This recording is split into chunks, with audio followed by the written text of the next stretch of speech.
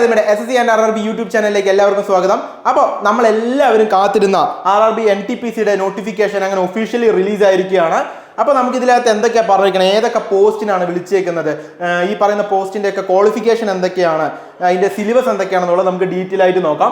ആദ്യമായി starting date of application എന്ന് പറയുന്നത് 14/9/2024 ക്ലോസിംഗ് ഡേറ്റ് എന്ന് പറയുന്നത് 13/10/2024 പിന്നെ date for fees payment after closing date എന്ന് പറയുന്നത് 14/10/2024 മുതൽ 15/10/2024 വരെയാണ്. ഇനി നിങ്ങൾക്ക് വല്ല കറക്ഷൻ മോഡിഫിക്കേഷനോ കാര്യങ്ങൾ എന്തെങ്കിലും ചെയ്യേണ്ട, നിങ്ങൾ അപ്ലിക്കേഷൻ സബ്മിറ്റ് ചെയ്യുന്നതിന് ശേഷം എന്തെങ്കിലും ചെറിയ കറക്ഷൻസോ കാര്യങ്ങളോ ഒക്കെ ഉണ്ടെങ്കിൽ അത് ചെയ്യാനുള്ള സമയം എന്ന് പറയുന്നത് 16/10/2024 മുതൽ 25/10/2024 വരെയാണ്. അപ്പോൾ ഇതൊക്കെയാണ് അതിന്റെ ഇമ്പോർട്ടന്റ് ഡേറ്റ്സ് എന്ന് പറയുന്നത്. അപ്ലിക്കേഷന്റെ സ്റ്റാർട്ടിംഗ് ഡേറ്റ്, ക്ലോസിംഗ് ഡേറ്റ്, അതുപോലെ തന്നെ കറക്ഷനുള്ള കാര്യങ്ങൾ, അതിന്റെയൊക്കെ ഇമ്പോർട്ടന്റ് ആയിട്ടുള്ള ഡേറ്റ്സ് എന്ന് പറയുന്നത് ഈ പറയുന്നതൊക്കെയാണ്. ഇനി നമുക്ക് ഇതിന്റെ വിശദ വിവരങ്ങളിലേക്ക് പോകാം. ഏതൊക്കെ പോസ്റ്റിലേക്കാണ് വിളിച്ചിരിക്കുന്നത് നോക്കാം. ടോട്ടലി 8113 വാക്കൻസിക്കാണ് നമുക്ക് നോട്ടിഫിക്കേഷൻ വിളിച്ചിരിക്കുന്നത്. ഇത് ഗ്രാജുവേറ്റ് ലെവലിന്റെ കാര്യമാണ് കേട്ടോ പറയുന്നത്. ഇതെല്ലാം ഇതിന്റെ ഈ പറയുന്ന പോസ്റ്റിന്റെ ഒക്കെ ക്വാളിഫിക്കേഷൻ എന്ന് പറയുന്നത് ഒരു അംഗീകൃത സർവകലാശാലയിൽ നിന്നുള്ള ഒരു ബിരുദം, അതാണ് ഏതെങ്കിലും ഒരു റെക്കഗ്നൈസ്ഡ് യൂണിവേഴ്സിറ്റിയിൽ നിന്നുള്ള ഡിഗ്രിയാണ് എന്ത് ഇതിന്റെ ഈ പറയുന്ന പോസ്റ്റിന്റെ ഒക്കെ ക്വാളിഫിക്കേഷൻ എന്ന് പറയുന്നത്. ഇനി +2 ബേസിലുള്ള പോസ്റ്റിലേക്കുള്ള ക്വാളിഫിക്കേഷൻ, അല്ലെങ്കിൽ +2 ബേസ് ഉള്ള കുറച്ച് പോസ്റ്റുകളുണ്ട്, അതിന്റെ നോട്ടിഫിക്കേഷൻ വരാനിരിക്കുന്നതേ ഉള്ളൂ. ഇപ്പോൾ ഡിഗ്രി ബേസ് ചെയ്തിട്ടുള്ള പോസ്റ്റിന്റെ NTPC നോട്ടിഫിക്കേഷൻ ആണ് വന്നിരിക്കുന്നത്. സോ വിളിച്ചിരിക്കുന്നത് വന്നിട്ട് chief commercial cum ticket supervisor, station master, goods train manager. Goods train manager എന്ന് പറഞ്ഞു കഴിഞ്ഞാൽ ഗുഡ്സ് ഗാർഡ്, ട്രെയിനിന്റെ ബാക്കിലൊക്കെ കാണത്തില്ലേ ഇങ്ങനെ കൊടിയൊക്കെ പിടിച്ചിട്ട്, അതന്നെ.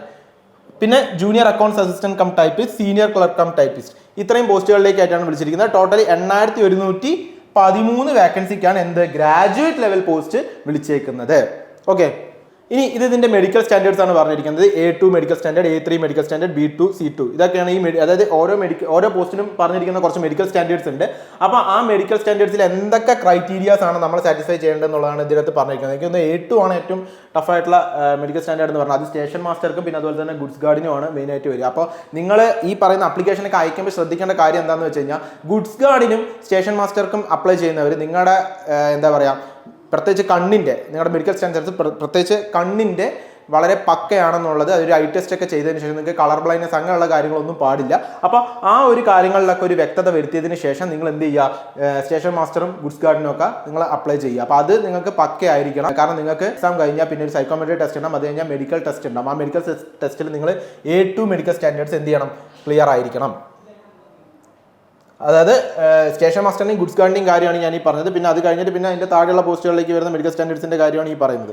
ഓക്കെ, ഇനി ഏജ് ലിമിറ്റ് എന്ന് പറയുന്നത്. ഏജ് ലിമിറ്റ് എന്ന് പറയുന്നത് 13 മുതൽ 36 വയസ്സ് വരെയുള്ള ആളുകൾക്കാണ് അപ്ലൈ ചെയ്യാൻ പറ്റുക. അതായത് നിങ്ങളൊരു UR കാറ്റഗറി ആണെന്നുണ്ടെങ്കിൽ 2/1/1989 1/1/2007 ഇടയിൽ ജനിച്ചവർക്ക് എന്ത് ചെയ്യാൻ പറ്റത്തുള്ളൂ, അപ്ലൈ ചെയ്യാൻ പറ്റത്തുള്ളൂ. പിന്നെ നമ്മളെല്ലാവരുടെയും എല്ലാ പ്രാവശ്യം പറയുന്ന പോലെ തന്നെ OBCക്ക് 3 വർഷത്തെ റിലാക്സേഷൻ ഉണ്ട്, SC STക്ക് 5 വർഷത്തെ റിലാക്സേഷൻ ഉണ്ട്. ബാക്കി എക്സ് സർവീസ്മാൻ ആ കാറ്റഗറിക്കൊക്കെ അതിനനുസരിച്ചിട്ടുള്ള അനുബന്ധ റിലാക്സേഷൻ കൊടുത്തിട്ടുണ്ട്.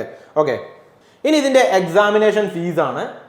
അതിന് മുമ്പ് നമുക്ക് എഡ്യൂക്കേഷൻ ക്വാളിഫിക്കേഷൻ ഒന്നും കൂടെ പറയാം. അതായത് ഞാൻ നേരത്തെ പറഞ്ഞു, ഒരു അംഗീകൃത സർവകലാശാലയിൽ നിന്നുള്ള ഒരു ബിരുദമാണ് NTPCക്ക് അപ്ലൈ ചെയ്യാൻ വേണ്ട ക്വാളിഫിക്കേഷൻ എന്ന് പറഞ്ഞാൽ. അതായത് ഒരു ഗ്രാജുവേറ്റ് ലെവലിലുള്ള പോസ്റ്റാണ്.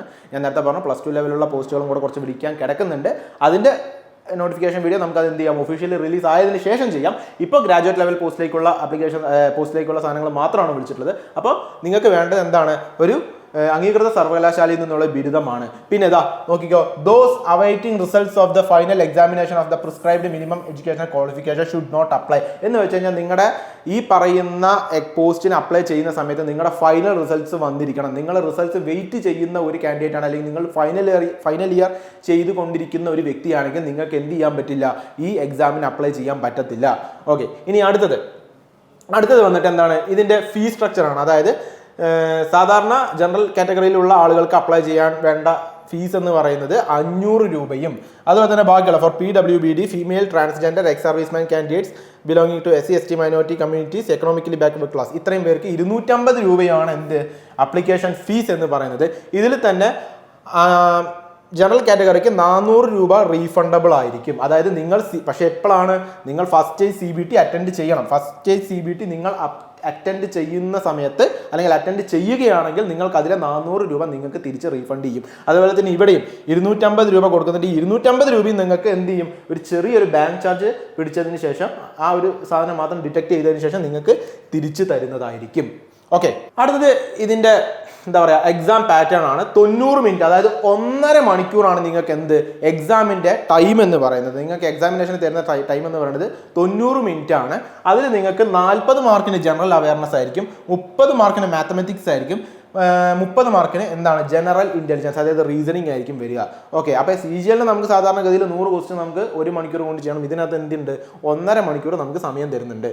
ഓക്കെ, അതുപോലെ തന്നെ നെഗറ്റീവ് മാർക്ക് വന്നിട്ട് 1/3 നെഗറ്റീവ് മാർക്ക് എന്ന് പറയുന്നത്. അതായത് ഒരു ക്വസ്റ്റ്യൻ തെറ്റി എന്ന് പറഞ്ഞാൽ നിങ്ങളിൽ നിന്ന് 1/3 ആയിരിക്കും നിങ്ങൾക്ക് വരുന്ന നെഗറ്റീവ് മാർക്ക് എന്ന് പറയുന്നത്. ഇതെൻ്റെ സിലബസ് ആണ്. Maths, general intelligence, general awareness, ഇതിനകത്തൊക്കെ വരുന്ന സിലബസ് ആണ്. ഓൾമോസ്റ്റ് CGLന്റെ അതേ സിലബസ് തന്നെയാണ്, കൂടുതൽ ഇതൊന്നുമില്ല. CGL വരുന്ന അതേ സംഗതികളൊക്കെ തന്നെയാണ് ഇതിനകത്തും വരുന്നത്. ഓക്കെ, അത് നിങ്ങൾക്ക് ഇതൊന്ന് വായിച്ച് നോക്കിക്കഴിഞ്ഞാൽ മനസ്സിലാവും. ഇനി അടുത്ത വന്നിട്ട് സെക്കൻഡ് സ്റ്റേജ് CBT ആണ്. അതായത് നിങ്ങൾ CBT 1 ക്വാളിഫൈഡ് ആയി CBT 2ലേക്ക് പോകുമ്പോൾ അവിടെ എങ്ങനെയാണ് അതിൻ്റെ എക്സാം പാറ്റേൺ എന്നുള്ളതാണ്. അതിൽ ടൈം പ്രത്യേകിച്ച് മാറ്റമൊന്നുമില്ല, 1.5 മണിക്കൂർ തന്നെയാണ് അതിൻ്റെ ടൈം എന്ന് പറയുന്നത്. 90 മിനിറ്റ് തന്നെയാണ് അതിൻ്റെ ടൈം എന്ന് പറയുന്നത്. പക്ഷേ ക്വസ്റ്റ്യൻസിൻ്റെ എണ്ണത്തിൽ മാറ്റമുണ്ട്. നേരത്തെ നമ്മൾ CBT 1 എന്തായിരുന്നു 100 ക്വസ്റ്റ്യൻസ്, അതായത് 1.5 മണിക്കൂറിൽ നമ്മൾ 100 ക്വസ്റ്റ്യൻസ് ചെയ്താൽ മതിയെങ്കിൽ CBT 2 നമുക്ക് 1.5 മണിക്കൂർ കൊണ്ട് 120 ക്വസ്റ്റ്യൻസ് നമുക്ക് ചെയ്യണം, അല്ലേ? 120 ക്വസ്റ്റ്യൻസ് നമുക്ക് ചെയ്യണം. അതിൽ 50 മാർക്ക് ജനറൽ അവയർനെസ് ആണ്, മാത്തമെറ്റിക്സിന് 35 മാർക്കാണ്, അതുപോലെ തന്നെ ജനറൽ ഇന്റലിജൻസിനും ആൻഡ് റീസണിങ്ങിനും 35 മാർക്കാണ് നിങ്ങൾക്ക് ഇതിനകത്ത് പറഞ്ഞിരിക്കുന്നത്. അതായത് 120 ക്വസ്റ്റ്യൻ ടോട്ടൽ ഉണ്ട്. അതിനകത്ത് 50 മാർക്ക് GK ഉണ്ട്. അപ്പോൾ അതിൽ നിന്ന് എന്ത് മനസ്സിലാക്കണം, GKക്ക് നല്ല ഒരു ഇമ്പോർട്ടൻസ് കൊടുക്കുന്ന ഒരു എക്സാം ആണ് എന്ത് RRB NTPC എന്ന് പറയുന്നത്. ഇനി അതിൽ തന്നെ സയൻസിന് ഒരു സ്പെഷ്യൽ വെയിറ്റേജ് എപ്പോഴും അവർ വെക്കാറുണ്ട്. ഒരു 20-25 ക്വസ്റ്റ്യൻ 20 ക്വസ്റ്റ്യൻ അടുത്തെങ്കിലും എന്ത് ചെയ്യാറുണ്ട്, അവർ സയൻസിൽ നിന്ന് ചോദിക്കാറുണ്ട്. സോ GK നിങ്ങൾ വീക്ക് ആണെന്നുണ്ടെങ്കിൽ അത് നിങ്ങൾ നല്ലപോലെ ഇമ്പ്രൂവ് ചെയ്യേണ്ട കാര്യമുണ്ട്. കാരണം വളരെ GKക്ക് അത്രയും ഇമ്പോർട്ടൻസ് കൊടുക്കുന്ന ഒരു എന്താ പറയുക എക്സാം ആണിത്. ഇതിനകത്ത് എന്ന് പറഞ്ഞാൽ നമുക്ക് ഇംഗ്ലീഷ് ഇല്ല എന്നുള്ളതാണ് ഇതിൻ്റെ ഒരു അഡ്വാൻറ്റേജ് എന്ന് പറയുന്നത്. CGL ഇംഗ്ലീഷ് ഉണ്ട്, ഇതിന് ഇംഗ്ലീഷ് ഇല്ല. പക്ഷെ എന്തുണ്ട്, GKക്ക് ഇത്രയും ഇമ്പോർട്ടൻസ് ഉള്ളൊരു സംഭവമാണ്. അപ്പോൾ ഈ 50 മാർക്കിനൊക്കെ GK എന്ന് പറഞ്ഞാൽ എത്രമാത്രം നിങ്ങൾ പ്രിപ്പയർ ചെയ്യണം എന്നുള്ളത് നിങ്ങൾ ആലോചിച്ച് നോക്കുക. അതിലും സിലബസിലും വലിയ മാറ്റങ്ങളൊന്നുമില്ല, ഏതാണ്ട് സെയിം സിലബസ് തന്നെയാണ് ഇതിനകത്ത് പറഞ്ഞിരിക്കുന്നത്. ഇനി ഈ പറയുന്ന 2 ക്രൈറ്റീരിയാസും കയറി കഴിഞ്ഞാൽ പിന്നെ എന്ത് എന്നുള്ളതാണ്. അത് കഴിഞ്ഞാൽ പിന്നെ നമുക്കുള്ള സ്കിൽ ടെസ്റ്റ് ആണ്. ഈ സ്കിൽ ടെസ്റ്റ് എല്ലാത്തിനും ഉണ്ടോ എന്ന് വെച്ച് കഴിഞ്ഞാൽ ഇല്ല. ചില പോസ്റ്റുകൾക്ക്, അതായത് സീനിയർ ക്ലർക്ക്, അതുപോലെ തന്നെ ജൂനിയർ അക്കൗണ്ടന്റ്, അങ്ങനെയുള്ള പോസ്റ്റുകൾക്കൊക്കെ വന്നിട്ട് നമുക്ക് ടൈപ്പിംഗ് ടെസ്റ്റ് ഉണ്ടാവും. അതായത് 30 വേർഡ്സ് പെർ മിനിറ്റ് എന്നുള്ള രീതിയിലുള്ള ഒരു ടൈപ്പിംഗ് ടെസ്റ്റ് ഉണ്ടാവും. അതുപോലെ സ്റ്റേഷൻ മാസ്റ്റർ ആണ് നിങ്ങൾ ക്വാളിഫൈഡ് ആവണമെന്നുണ്ടെങ്കിൽ നിങ്ങൾക്ക് CBAT, അതായത് കമ്പ്യൂട്ടർ ബേസ്ഡ് ആപ്റ്റിറ്റ്യൂഡ് ടെസ്റ്റ് എന്ന് പറഞ്ഞൊരു സംഭവമാണ്. അതായത് സൈക്കോമെട്രിക് ടെസ്റ്റ് ആണ് നിങ്ങൾക്കുള്ളത്. അപ്പോൾ ആ സൈക്കോമെട്രിക് ടെസ്റ്റ് നിങ്ങൾ അറ്റൻഡ് ചെയ്യണം. അപ്പോൾ സൈക്കോമെട്രിക് ടെസ്റ്റ് അറ്റൻഡ് ചെയ്തെന്ന് പറഞ്ഞു കഴിഞ്ഞാൽ അതിൽ നിങ്ങൾക്ക് ഫൈനൽ റിസൾട്ട് വരുന്ന സമയത്ത് 70% നിങ്ങളുടെ എന്താ പറയുക CBT 2ന്റെ മാർക്കും ബാക്കി 30% നിങ്ങളുടെ സൈക്കോമെട്രിയുടെ മാർക്കും എടുത്തിട്ടായിരിക്കും എന്ത് ചെയ്യുക, നിങ്ങളുടെ ഫൈനൽ മെറിറ്റ് ലിസ്റ്റ് വരിക എന്ന് പറയുന്നത്. അപ്പോൾ സൈക്കോമെട്രിയുടെ മാർക്ക് എന്ന് പറയുന്നത് വളരെ ഇമ്പോർട്ടൻ്റ് ആണ്. ഞാൻ നേരത്തെ പറഞ്ഞ സൈക്കോമെട്രി എന്ന് പറയുന്നത് സ്റ്റേഷൻ മാസ്റ്റർക്ക് മാത്രമേ ഉള്ളൂ. ബാക്കി ചില പോസ്റ്റുകൾക്ക് എന്താണ് സീനിയർ ക്ലർക്ക്, അതുപോലെ തന്നെ ജൂനിയർ അക്കൗണ്ടന്റ് എന്നുള്ള പോസ്റ്റിനൊക്കെ ടൈപ്പിംഗ് ടെസ്റ്റ് ആണ് നമുക്ക് ഉണ്ടാവുക. ഓക്കെ, അത് കൃത്യമായിട്ട് പറയുന്നുണ്ട്. ഗുഡ്സ് ഗാർഡ് എന്ന് പറഞ്ഞ ലെവൽ 5 പോസ്റ്റ് ആണ്. സ്കിൽ ടെസ്റ്റ് റിക്വയർമെന്റ് ഇല്ല, അവർക്ക് സ്കിൽ ടെസ്റ്റ് ഇല്ല. ഗുഡ്സ് ഗാർഡിന് അവർ നോക്കുന്ന കാര്യം എന്താണെന്ന് വെച്ച് കഴിഞ്ഞാൽ നിങ്ങൾ CBT 1 ക്വാളിഫൈഡ് ആയി, CBT 2 ക്വാളിഫൈഡ് ആയി, അതിനുശേഷം നിങ്ങൾ പറയുന്ന മെഡിക്കൽ സ്റ്റാൻഡേർഡ്സ് ഒക്കെ ആണെന്നുണ്ടെങ്കിൽ നിങ്ങൾക്ക് ഗുഡ്സ് ഗാർഡ് ആയിട്ട് എന്ത് ചെയ്യും, പോസ്റ്റിംഗ് കിട്ടും. നിങ്ങൾക്ക് ടൈപ്പിംഗ് ടെസ്റ്റ് പോകണമെന്നില്ല, നിങ്ങൾക്ക് മറ്റേ വേറെ സ്കിൽ ടെസ്റ്റോ കാര്യങ്ങളോ ഒന്നും ഉണ്ടാവില്ല. ഇനി സീനിയർ ക്ലർക്ക് കം ടൈപ്പിസ്റ്റ്, അതിന് വന്നിട്ട് സ്കിൽ ടൈപ്പിംഗ് ടെസ്റ്റ് ഉണ്ട് കേട്ടോ. ടൈപ്പിംഗ് ടെസ്റ്റ് ഉണ്ട്. 30 വേർഡ്സ് പെർ മിനിറ്റ് ആണ് അവരുടെ ടൈപ്പിംഗ് സ്പീഡ് എന്ന് പറയുന്നത്. Junior account assistant cum typist, അതിനും ടൈപ്പിംഗ് ടെസ്റ്റ് ഉണ്ട്. ഇനി chief commercial cum ticket supervisor, അതിനും ടൈപ്പിംഗ് ടെസ്റ്റ് ഇല്ല. ഓക്കെ, ടൈപ്പിംഗ് ടെസ്റ്റ് ഇല്ലാത്ത 2 അതായത് സ്കിൽ ടെസ്റ്റ് തീരെ ഇല്ലാത്ത 2 പോസ്റ്റുകളാണ് എന്ത്, ട്രെയിൻ മാനേജറും അതുപോലെ തന്നെ ചീഫ് കൊമേഴ്ഷ്യൽ കം ടിക്കറ്റ് സൂപ്പർവൈസറും. സ്റ്റേഷൻ മാസ്റ്റർക്ക് ഞാൻ നേരത്തെ പറഞ്ഞിട്ടുണ്ടായിരുന്നു കമ്പ്യൂട്ടർ ബേസ്ഡ് ആപ്റ്റിറ്റ്യൂഡ് ടെസ്റ്റ് ഉണ്ട്. പിന്നെ നമ്മളെല്ലാം പറഞ്ഞ പോലെ തന്നെയാണ് നോർമലൈസേഷൻ, അങ്ങനെയുള്ള കാര്യങ്ങളൊക്കെ ഈ പറയുന്ന എല്ലാ എക്സാമിനുള്ള പോലെ തന്നെ നോർമലൈസേഷൻ കാര്യങ്ങളൊക്കെ ഉണ്ട്. ഓക്കെ, ഇനി നമുക്ക് ഇതിനകത്ത് പറഞ്ഞിരിക്കുന്ന വാക്കൻസീസിനെ പറ്റിയിട്ടാണ്. ഇത് നേരത്തെ പറഞ്ഞ പോലെ തന്നെയാണ്, വേറെ കൂടുതൽ കാര്യങ്ങളൊന്നുമില്ല. അതിന് വേണ്ട എഡ്യൂക്കേഷൻ ക്വാളിഫിക്കേഷൻ, ഏത് മെഡിക്കൽ സ്റ്റാൻഡേർഡ്സ് ആണ് വേണ്ടെന്നുള്ളത് അതും കൂടെ വേണമെങ്കിൽ നമുക്കൊന്ന് നോക്കാം. ചീഫ് കൊമേഴ്ഷ്യൽ കം ടിക്കറ്റ് സൂപ്പർവൈസറിന് B2 മെഡിക്കൽ സ്റ്റാൻഡേർഡ്സ് മതി. സ്റ്റേഷൻ മാസ്റ്റർക്ക് A2 വേണം. ഗുഡ്സ് ട്രെയിൻ മാനേജറിന് A2 വേണം. Junior accounts cum assistance cum ടൈപ്പിസ്റ്റിന് C2 മെഡിക്കൽ സ്റ്റാൻഡേർഡ് മതി. സീനിയർ ക്ലർക്ക് കം ടൈപ്പിസ്റ്റിനും C2 മെഡിക്കൽ സ്റ്റാൻഡേർഡ്സ് മതി. ഇനി ഇതിൻ്റെയൊക്കെ പാരാമീറ്റർ എന്താണെന്നുള്ളത് ഞാൻ നേരത്തെ ഉള്ള ഒരു വീഡിയോയിൽ നേരത്തെ കുറച്ച് മുമ്പ് നമ്മൾ കാണിച്ചിട്ടുണ്ടായിരുന്നു. ഈ നോട്ടിഫിക്കേഷനിൽ തന്നെ കൊടുത്തിട്ടുണ്ട്. അപ്പോൾ ഇതിൻ്റെ പാരാമീറ്റർ, ഈ പറയുന്ന മെഡിക്കൽ സ്റ്റാൻഡേർഡ്സിൻ്റെ പാരാമീറ്റേഴ്സ് കൃത്യമായിട്ടുള്ള ഡീറ്റെയിൽഡ് ആയിട്ടുള്ള പാരാമീറ്റർ എന്ത് ചെയ്യുന്നുണ്ട് ഈ നോട്ടിഫിക്കേഷനിൽ തന്നെ കൊടുത്തിട്ടുണ്ട്. അപ്പോൾ എന്ത് ചെയ്യുക, അത് നിങ്ങൾ വായിച്ച് മനസ്സിലാക്കുക. ഓക്കെ, ഇനി നമുക്ക് അടുത്തത് നോക്കാൻ പോകുന്നത് വാക്കൻസീസിനെ പറ്റിയിട്ടാണ്. വാക്കൻസീസ് നമുക്ക് ഒരുപാട് RRBയുടെ സോൺ ഉണ്ട്. ഞാനപ്പോൾ അതിലേക്കൊന്നും കൂടുതലായിട്ട് പോകുന്നില്ല, എല്ലാം പറയാമെന്ന് പറഞ്ഞാൽ, കാരണം നമ്മൾ മിക്കവാറും 90% ആളുകൾ നമ്മൾ സൗത്തിൽ തന്നെ അപ്ലൈ ചെയ്യാൻ ആഗ്രഹിക്കുന്ന ആളുകളായിരിക്കും. ട്രിവാൻഡ്രം, ചെന്നൈ, ബാംഗ്ലൂർ, സെക്കന്ദരാബാദ് ഇവിടെ തന്നെ ആയിരിക്കും 90% ആൾക്കാരും അപ്ലൈ ചെയ്യുക. സോ അത് മാത്രം നമുക്കൊന്ന് നോക്കിയിട്ട് പോവാം. അപ്പോൾ ആദ്യം വന്നിട്ട് ബാംഗ്ലൂരിൽ വന്നിട്ട് നമുക്ക് 436 വാക്കൻസീസാണ് റിപ്പോർട്ട് ചെയ്തിരിക്കുന്നത്. ഓക്കെ, ബാംഗ്ലൂരിൽ അത്യാവശ്യം ഒരു വാക്കൻസി ഉള്ള ഒരു ഏരിയ ആണ്.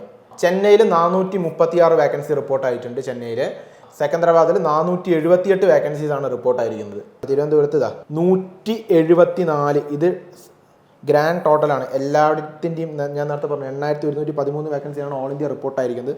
അതിൽ ട്രിവാൻഡ്രത്ത് റിപ്പോർട്ടായിരിക്കുന്നത് എന്താണ് 174 വാക്കൻസീസ് ആകെ റിപ്പോർട്ടായിട്ടുള്ളൂ. ട്രിവാൻഡ്രത്ത് കമ്പാരിറ്റീവ്ലി ഇപ്പോൾ വാക്കൻസി കുറവാണ്.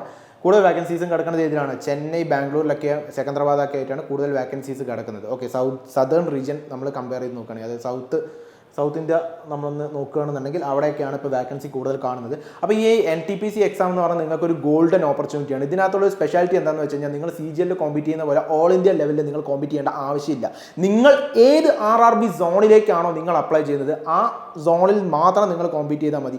സോ ഫോർ എക്സാമ്പിൾ നിങ്ങൾ ബാംഗ്ലൂരാണ് കോമ്പീറ്റ് ചെയ്യുന്നുണ്ടെങ്കിൽ ആ ബാംഗ്ലൂരിൽ അപ്ലൈ ചെയ്ത കാൻഡിഡേറ്റ്സുമായിട്ട് മാത്രം നിങ്ങൾ കോമ്പീറ്റ് ചെയ്താൽ മതി. ട്രിവാൻഡ്രത്തോ അല്ലെങ്കിൽ ചെന്നൈയിലോ ഭുവനേശ്വറിലോ അല്ലെങ്കിൽ ഡൽഹിയിലോ അപ്ലൈ ചെയ്ത കാൻഡിഡേറ്റുമായിട്ട് നിങ്ങൾക്ക് യാതൊരുവിധ കോമ്പറ്റീഷനും വരുന്നില്ല. അപ്പോൾ അത് തന്നെ വലിയൊരു കാര്യം തന്നെയാണ്. കാരണം നമ്മൾ ഈ ഓൾ ഇന്ത്യ കോമ്പറ്റീഷൻ വിട്ട് ഒരു റീജിയനിലേക്ക് ഒതുങ്ങുക എന്ന് പറയുമ്പോൾ അത്രയും കോമ്പറ്റീഷൻ കമ്പാരിറ്റീവ്ലി കുറച്ച് കൂടുതൽ കുറയൊന്നുമില്ലെങ്കിലും കമ്പാരിറ്റീവ്ലി ഒരു എന്താ പറയുക കുറച്ചും കൂടെ നമുക്ക് ആ എക്സാം ക്രാക്ക് ചെയ്യാൻ എളുപ്പമാണ്. ഓക്കെ, പക്ഷേ എന്ന് വെച്ചുകൊണ്ട് നിങ്ങൾക്ക് എന്താ പറയുക യാതൊരു വിധത്തിലുള്ള ഒരു എന്താ പറയുക എക്സംഷൻസോ കാര്യങ്ങളോ ഒന്നും പ്രതീക്ഷിക്കരുത്. നിങ്ങൾ CGL എങ്ങനെയാണോ പ്രിപ്പയർ ചെയ്യുന്നത് അതേപോലെ തന്നെ അതേ ഒരു സീരിയസ്നെസ്സോട് കൂടി തന്നെ പ്രിപ്പയർ ചെയ്യേണ്ട ഒരു എക്സാമാണ്. കാരണം ഞാൻ നേരത്തെ പറഞ്ഞു ഇതൊക്കെ ഇതിനകത്ത് വിളിച്ചിരിക്കുന്ന പോസ്റ്റ് ഒന്നാമത്തെ കാര്യം ഇതൊരു ഗ്രാജുവേറ്റ് ലെവൽ പോസ്റ്റാണ്. രണ്ടാമത്തെ കാര്യം എന്ന് പറഞ്ഞാൽ ലെവൽ 6 ലെവൽ 5 പോസ്റ്റാണ്. സോ അത്രയും നിങ്ങൾക്ക് ഒരു സാലറി കിട്ടുമ്പോൾ സ്വാഭാവികമായിട്ട് ക്വസ്റ്റ്യൻസിന് നമ്മൾ ആ ഒരു സ്റ്റാൻഡേർഡ് നമ്മൾ പ്രതീക്ഷിക്കണം. ആകെ ഉള്ളൊരു വ്യത്യാസം എന്ന് പറയുന്നത് CGL SSCക്ക് വന്നിട്ട് ഇംഗ്ലീഷ് ഉണ്ട്, റെയിൽവേക്ക് വന്നിട്ട് ഇംഗ്ലീഷ് ഇല്ല.